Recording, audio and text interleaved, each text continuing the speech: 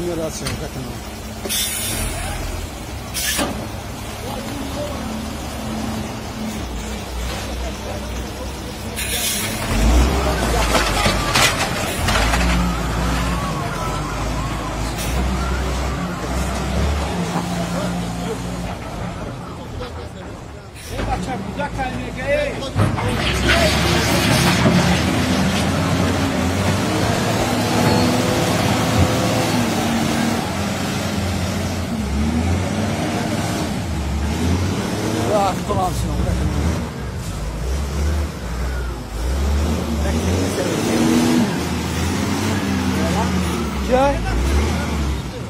Kio odam.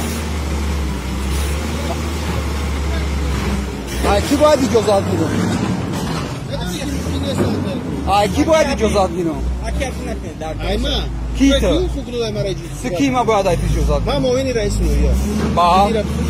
رفتشونی موین رئیس نویا نیست دیگه. قبل نمیشه. بکش. همه پیشو.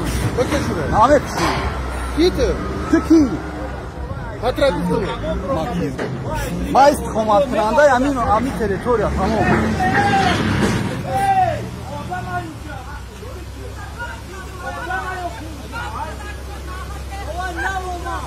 Odama yakın bucak kay. Pro günça. Hayda.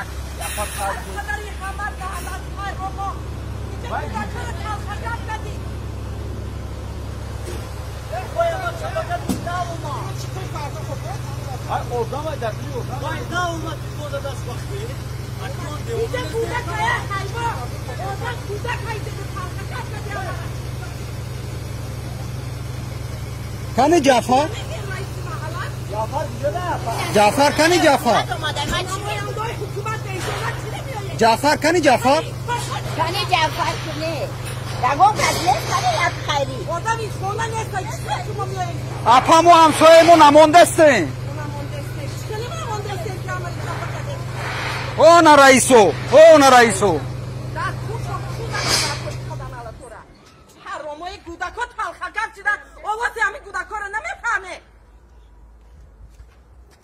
او بافشه حیوانگری کرده است. حیوانگری هم چی گپی در بالای آدما چپا کرده استیان در کجای قانون ولی ما صورت نگیریش پروانه هوای ابو برو آواز کشکی تلخکف شدن او کجا دیوالای دوستش اینجا ندادی ما اکا برو اومدیم دیدیم پشتم ما کی برو اومدید؟ کی برو اومدید؟ ما مادر بچه خودت همون نیسته یوشی همه شما سود رای کرده سود خیرات کرده گه همه در سود هم کجا آمدی تو چپا بکنی هم بچه ها بیان از مایده کنه برورن در اینجا یا امی دوم شده استیم و ایوز آمد Ay uboli ami gudakon hame tarsin shuma. خونمون چپا شده Ay uboli ami gudakon hame tarsin shuma. دروی خانه رو اول زن نمیزنی بدروی بفهمی کیه کیه گوی گوداخ تا ما همین چیزی گوته ما همین گوی گوداخ تا برا Ina raisot partoftan gerextan raftan ki رئیسو بیو اکر رخه ولی بیستن ما چیکار شدم بکنم فهمیده سی تو هم پستاناوله را باید که بخوری بعد کار سر کنی من چه دارم گوداخ را اول شب میگه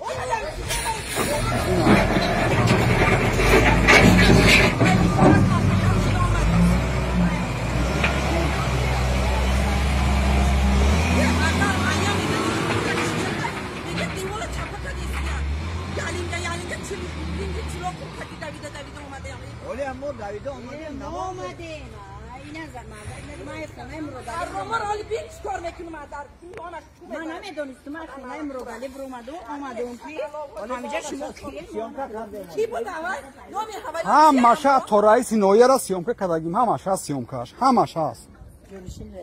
Jonishini raisa kadome hast nesofri. قانونی آمده کار کرده استیان جواب میگم Mugrazat kesi mara. Ha.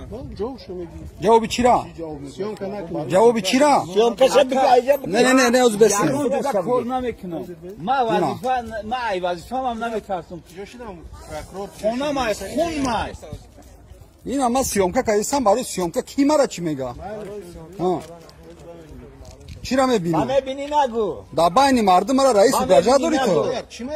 ما او کسی که جا افغانستان رو فهمیدی من مطرح چیکار کنم دو دوای ساده او چوای خیلی درنی خانه پری گوده که تو گرفتی چه خیلی چکا با چشمان دیدم سیابه کرده تو گرفتی سماوال نامده دیوال چپا کرده استی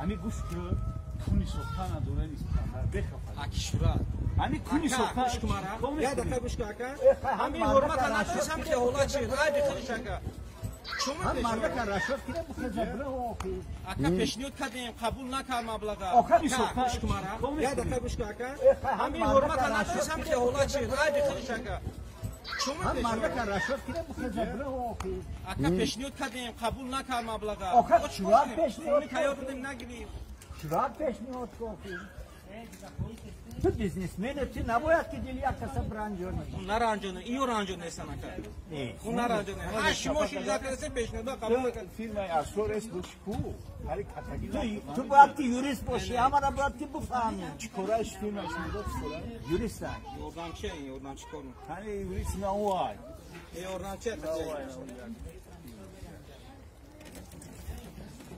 هم چوبا امیر کافیرو میکنه همه کدام خواهد نمیشه باید نبزنم هم یا بابا گریفتگاه یگون تمو خستگی نیست نه جان خونوش هم تقیمت کنده هم معمول یک اودم بیا همه کاغذ من نشون تا هر کاغذ گاف زنیم برادر ما 8 ماه من پیشنهاد کردیم تمام پیشنهاد داره سانگو خونه تایو شوفر او مشترک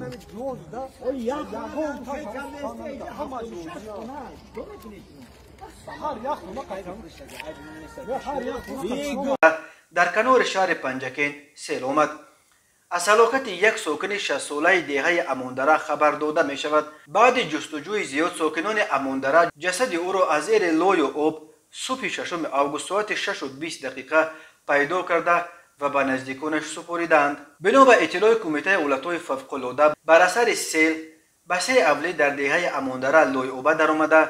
سیل 29 زمین نزد اهلگی 10 هکتار زمین های کشت و 10 کیلومتر راه ماشینگرد دهه را نیز از لای پر کرده است. همچنین سیل در جماعت دهات یوری، محله سوشنگ و جماعت دهات شینگ دهه زوران نیز با آوردن لای آب به ساکنان ضرر رسانیده است. یادآور می‌شویم روز 19 ایول بر اثر سیل در دهه کشتودک پنجکین 13 نفر به هلاکت رسیدند.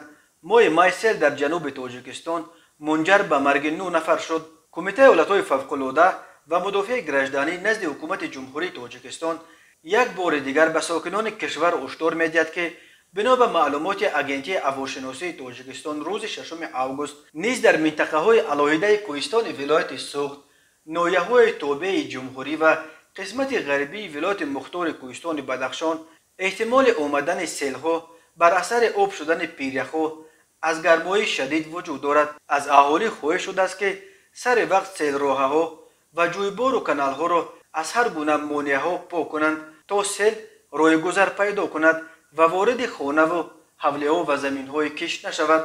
چرا پیشنهاد تیار بودیم نگیریم چرا پیشنهاد کنی تو بیزنسمن تو نباید که دلی یک کسا برانجونی اون نرانجونه ایو رانجونه نیستن اکا اون نرانجونه هر شماش ایجا کرده پیشنهاد قبول نکرد فیلم اسور است بشکو تو باید که یوریست باشی همه باید که بفهمی چیکارش فیلمش میداد یوریست یوردان چه این یوردان چی کنم هنه یوریست نوای یوردان چه هم چوبا امیر کافیرو میکنه همه کدام خواهد نمیشه باید نبزنم هم یا بابا گریفتگاه یگون تمو خستگی نیست نه جان خونوش هم تقیمت کنده هم معمول یک اودم بیا همه کاغذ من نشون تا هر کاغذ گاف زنیم برادر ما 8 ماه من پیشنهاد کردیم تمام پیشنهاد داره سانگو خونه تایو شوفر او مشترک